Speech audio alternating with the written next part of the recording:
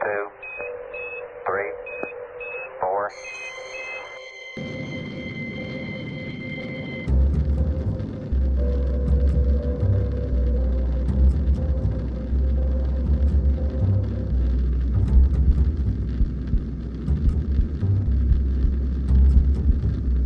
Pulp Culture Cafe presents classic sci-fi.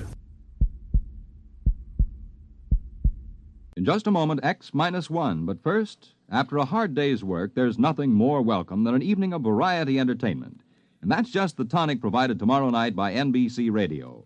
You'll laugh your cares away when good-natured contestants carry out the rib-tickling stunts dreamed up by MC Jack Bailey on NBC's Truth or Consequences. And later on, Groucho Marx peps things up with lots of spontaneous good fun and more of the friendly insults at which he's so accomplished. For a brighter, livelier evening tomorrow night, it's Groucho Marx and Truth or Consequences on this station. And now, stay tuned for X-1 on NBC. Have a nice trip. Your seat number is 15. Next, please.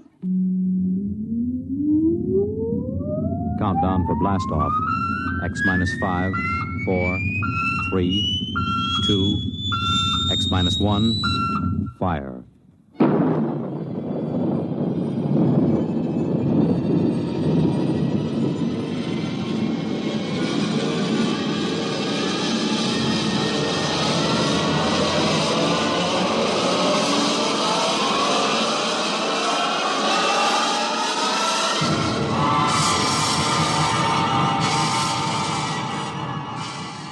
From the far horizons of the unknown come transcribed tales of new dimensions in time and space.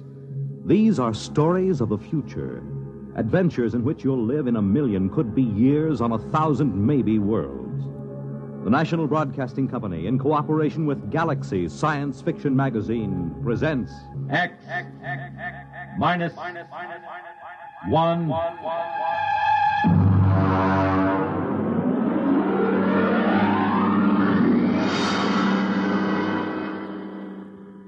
Tonight's story, Jaywalker, by Ross Rocklin.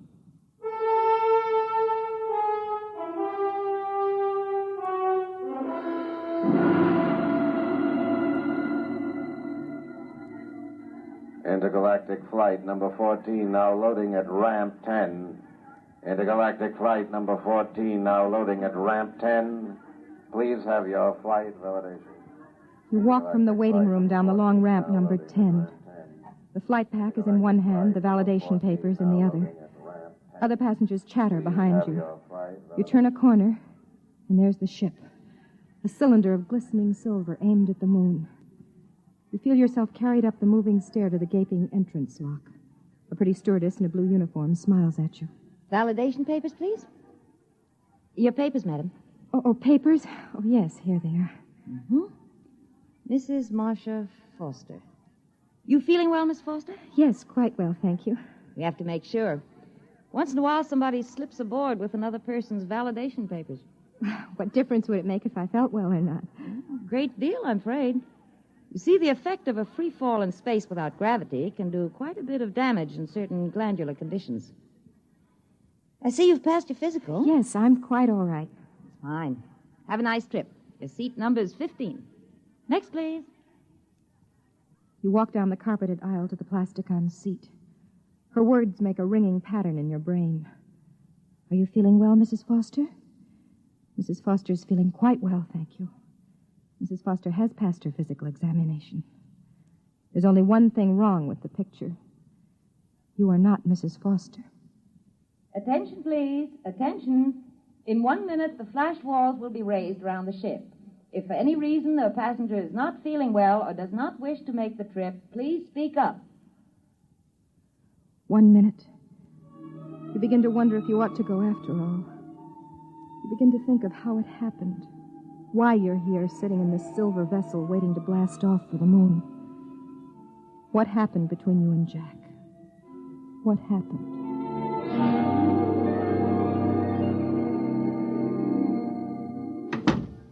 Honey, I'm back. Jack, oh, darling. Oh, You miss me? did I miss you? Oh, I brought you a little present from the moon. What is it? Open it and see. All right, I will. Try it on. Oh, it's beautiful. Took us 2 hours to pick it out. Us? Oh, me and Sue. Sue Egan.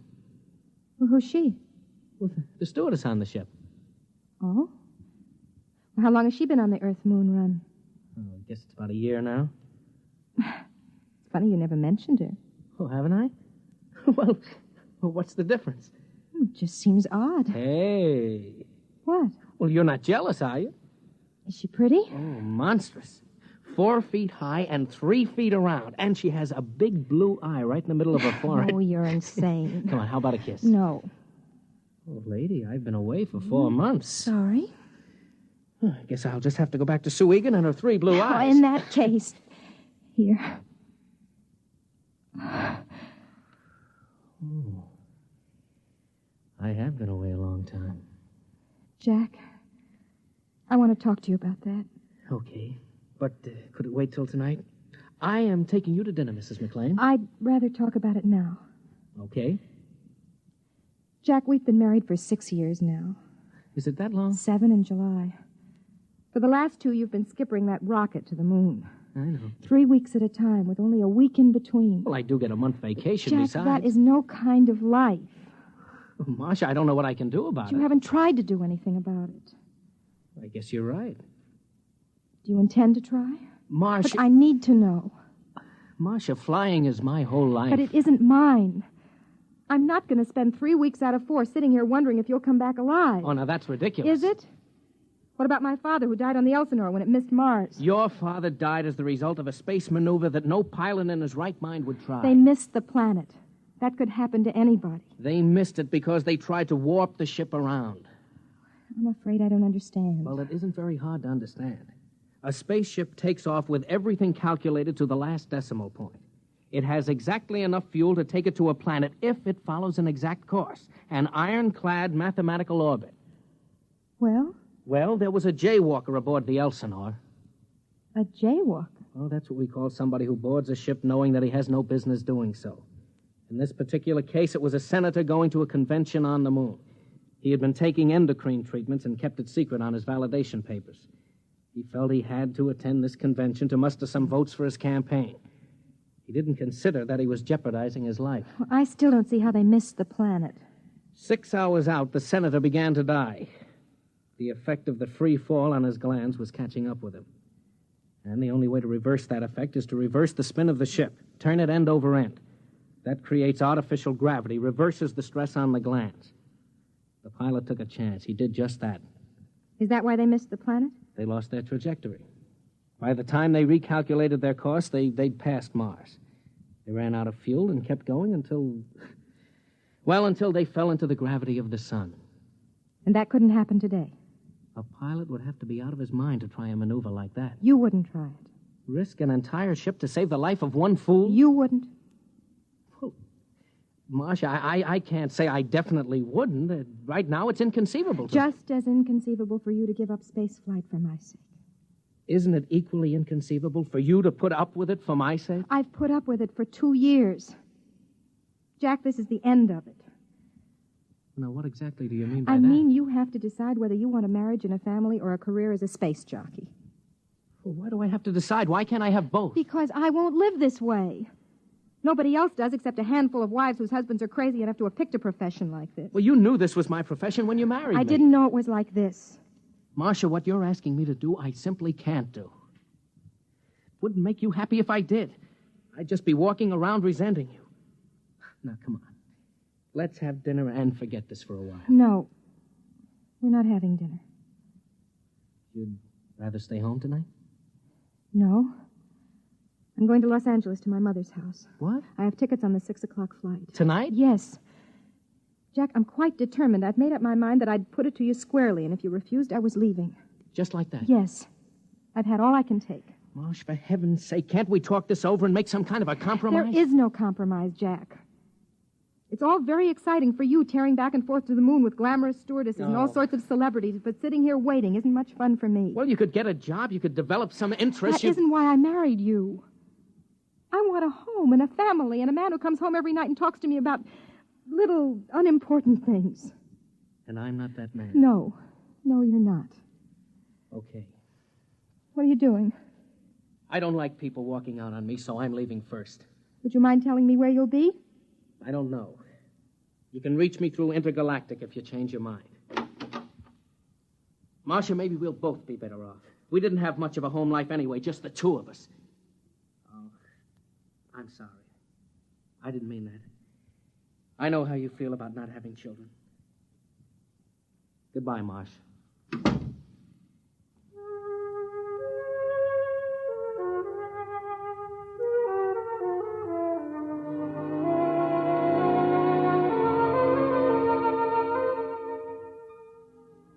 There it was. You learned when you came back from Los Angeles 2 months later that he'd been seen in the company of one Susan Egan, stewardess for Intergalactic on numerous occasions. You learned, too, that he'd applied for the Earth-Venus run, the newest and most difficult run in the galaxy. And you learned something else, something that was going to change the whole course of your life. Come in, Mrs. McLean. Sit down. Thank you, Doctor. I have some good news for you. Yes? You're going to have a child. Well, I thought you'd be happy about that. Happy? Oh, yes. Yes, I am. Naturally.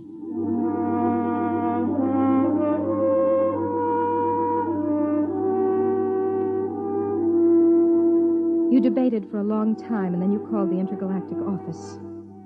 Mr. McLean was out on the Earth-Moon run. He'd be back on the 12th, but only for an afternoon. He was taking off again immediately. They were so sorry. You were sorry yourself. It seemed as if life would not be worth living without Jack, especially now with a child on the way. You had to talk to him, to be with him. That was when you first began to formulate the idea of going to the moon with him on this run. Attention, please. Attention. We're about to count down for blast-off. Fasten your seat belts and recline back as far as possible. The next sound will be that of the first stage rockets heating up.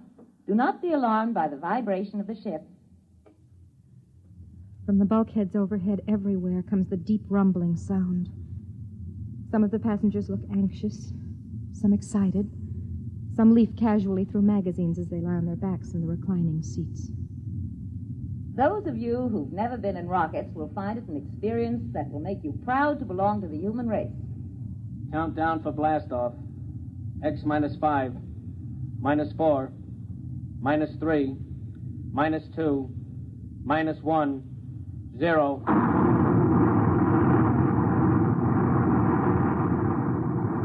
The rumble heightens.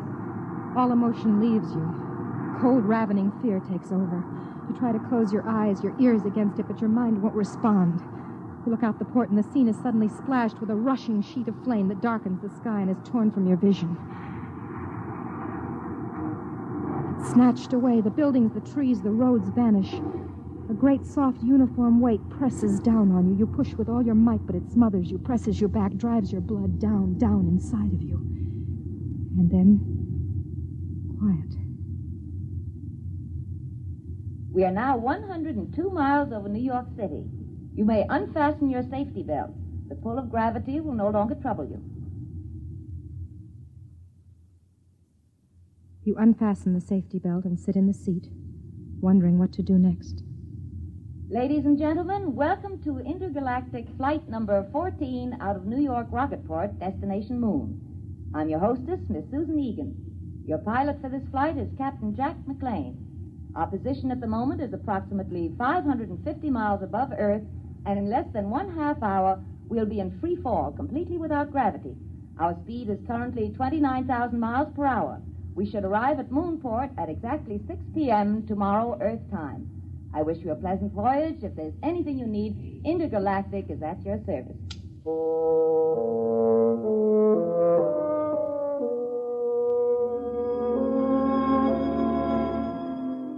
Well, you think to yourself, everybody's here. Your husband, his loved one, and his wife. You watch her as she walks back along the rows of seats with an armful of the latest magazine reportings. A tall girl, about 29 or 30, dark brown hair, dark eyes, and not very pretty. The sort who would be able to talk to him about steam tubes and beautiful landings and solar storms. Mrs. Foster, would you like something to read? Oh, thank you, no. First time in a rocket ship? Yes, could you tell? You look a little green. You feeling well? Yes, I'm quite all right. There's just a touch of space sickness. Come along to the ship's hospital and we'll fix you up in a jiffy. No, I'd rather just sit here a minute. Of course. Oh. Come on. Now, let me help you into the ship's hospital. That's it. Come on, take it easy. Now, come on.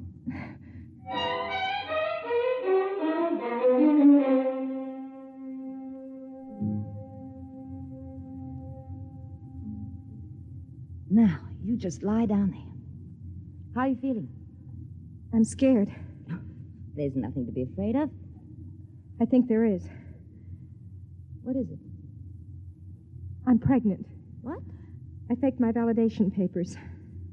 Do you know what you've done to yourself? I hoped it wouldn't affect me. Isn't much I can say, Mrs. Foster. I'll have to tell the captain naturally. But would it be... could I tell him myself? If you'd rather, I'll call him. Stewardess to captain. McLean, what is it, doll? Jack, there's a passenger in the ship's hospital. What's up? You'd better come down here. Well, look, Susie, I've got my course correction. I think you'd better come right down. Okay. Charlie, take it, will you? I'll be right back. He'll be here in a minute or two. Here, let me put this pillow under your head. Thank you. Now, what made you do it? You wouldn't understand. You loved him, and he's stationed on the moon, and you wanted to be near him. Is that it? Could you understand that? You mean not being able to have the man you love? Yes. I think I could understand.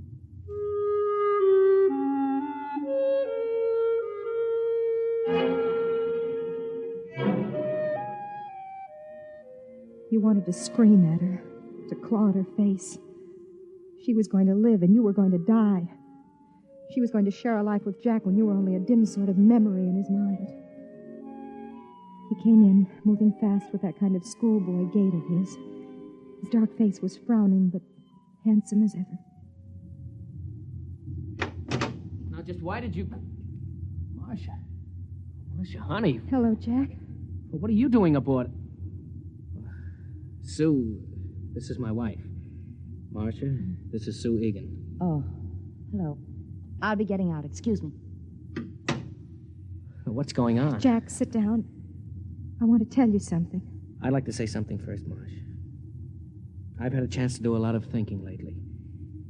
And if you think we could work it out, I'd like to try again. You mean that? Yes, I do. What about Miss Egan? Sue? What about her? Well, I thought... I heard... I'm very fond of Sue. Yes, I thought you were. But she isn't my wife. You are. Was. What do you mean? I'm going to die, Jack. Marcia, what are you talking about? Jack, I'm pregnant. You see, we're a little too late. Did you know this when you came aboard? Yes? But weren't you aware that... What about the physical? I used another woman's validation papers. I paid her for them. Why, Marcia? How could you do a thing like that? I don't know. All I knew was that I had to see you. I had to be with you. If you'd only told me. I couldn't reach you. Didn't you know what would happen if you took a rocket flight? I know. I thought somehow it wouldn't happen to me. I didn't know that pregnancy was affected. And if you had? I would have come along anyway. I suppose in a way I'm to blame. I'm the one who walked out. Don't take the blame on yourself. I'm over 21. Marcia, what did you hope to accomplish by this? I'm not sure. There's only one possibility. Possibility? Yes, excuse me. Miss Egan. Yes? Come into the ship's hospital, please. Bring Petrocelli from maintenance. Tell him to come up here with a crescent wrench. Yes, Captain. What are you going to do? Do? Nothing much. I'm going to warp the ship around, that's all.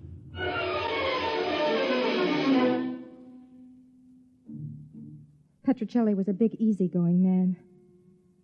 Jack left me alone with him and Miss Egan while he went back to the control room. Petrocelli started to bolt a metal bed to the side wall of the cabin. Why are you putting the bed on the wall? Because, lady, when he starts to spin the ship, that outside bulk is going to be down, not sideways. Centrifugal force, see? I'm afraid I don't. Well, that's too bad, because I got other things to do besides explain. Okay, Susie, it's all yours. Oh, is he always that rude? Doesn't it occur to you that maybe he's under a slight strain? Strain? Look, Mrs. McLean, your husband's going to warp the ship around. The chances of his pulling off a maneuver like that without piling us up in the sun or in deep space are about 1,000 to 1. I appreciate that you wanted to see him and show him that he ought to be ashamed of himself for leaving you, but does it occur to you that all of us may lose our lives because of it? Including Petruccelli? No, I hadn't thought about it. Let's go. I've got to strap you into that bed. No, wait. What will happen to me if the ship isn't warped? Sudden floods of the adrenal glands, convulsions, panic, spastic secretions, and eventually death. What causes it? Lack of gravity. We aren't sure just how. The purpose of spinning the ship is to press you up against the outer wall and create the effect of gravity through centrifugal force. Do you think he can do it? I think he's the best skipper in the intergalactic fleet. That isn't the answer to my question. Can he spin the ship without killing everyone? I have faith in him.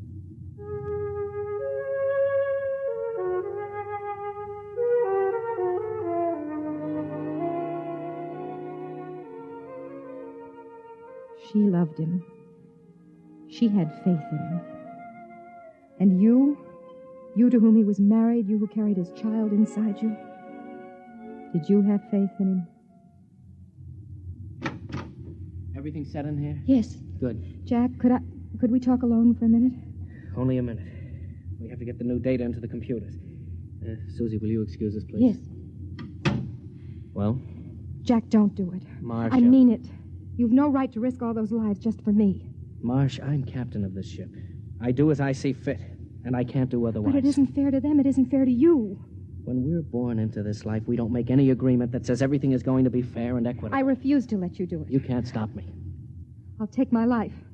I'm going to ask Sue to stay with you. What about her? Don't you love her? Well? Marcia, whether I love Sue Egan is not the point just now. I've decided to spin ship to save you and my son. Or daughter. If it means risking the lives of others, I have to take that risk. Jack. Yes? Why are you doing it? Because I love you.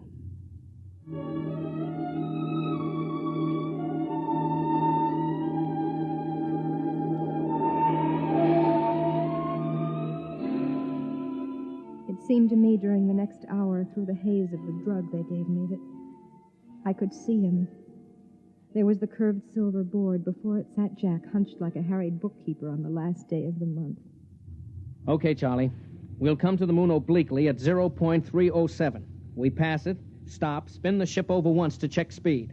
Then put the tail down when we feel gravity at 7.035. And if we can do it with the fuel we've got, it'll be a miracle.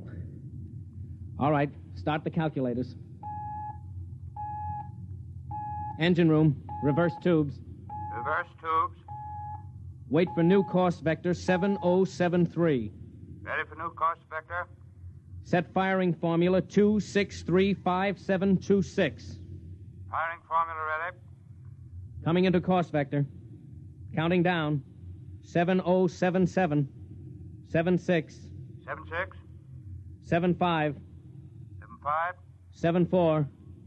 74. 73. Fire.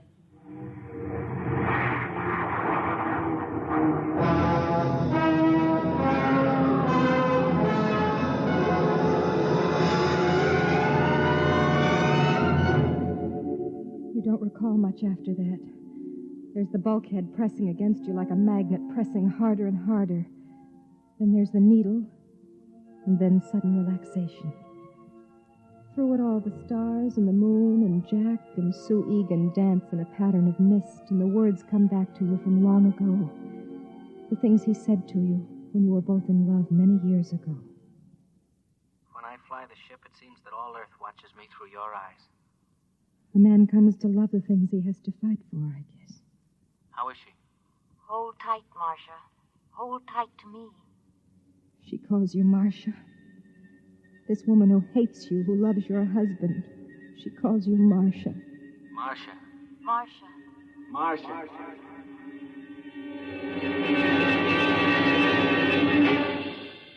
Marcia. Marcia. The curved ceiling, but a new curve. And soft rose instead of chrome metal. A new feeling, unlike Earth or the ship. Honey, wake up. Jack? It's all right, honey. We made it. We're on the moon. Moon? Yes. You're in the new Lunar City Hospital. You did it. You really did it.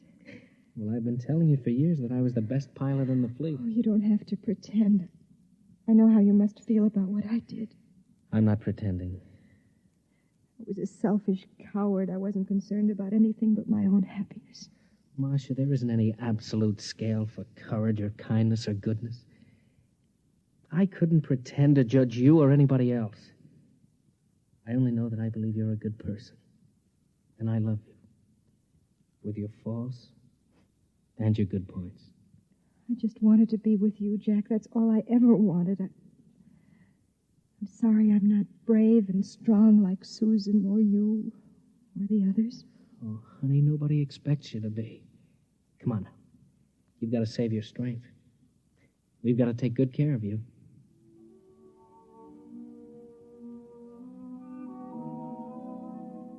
He reaches down and touches your lips with his fingers.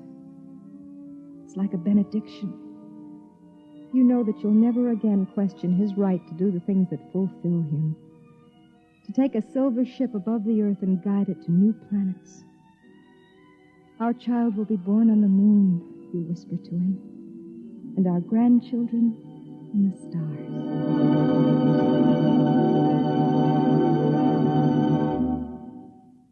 You have just heard X-1, presented by the National Broadcasting Company in cooperation with Galaxy Science Fiction Magazine, which this month features the Arthur Sellings tale entitled One Across, the story of a man who thought that doing puzzles was an escape, until he suddenly found himself completely boxed in.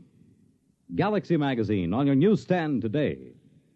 Tonight, by transcription, X-1 has brought you Jaywalker, a story from the pages of Galaxy written by Ross Rocklin and adapted for radio by George Lefferts. Featured in the cast were Bob Hastings, Terry Keane, Raymond Edward Johnson, Connie Lemke, and Eugene Francis. Your announcer, Fred Collins. X-1 was directed by Daniel Sutter and is an NBC Radio Network production.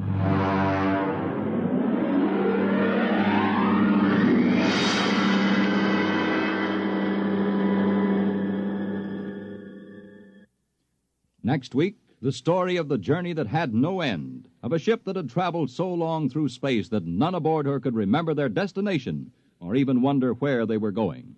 Listen for the sense of wonder next week on X-1. The big news tomorrow centers around the tiny Principality of Monaco, where one of the century's most fabulous weddings will take place. And NBC Radio is on the spot to cover it for you. In the daytime, NBC's Weekday reports the civil wedding ceremony as it happens with simultaneous English translation.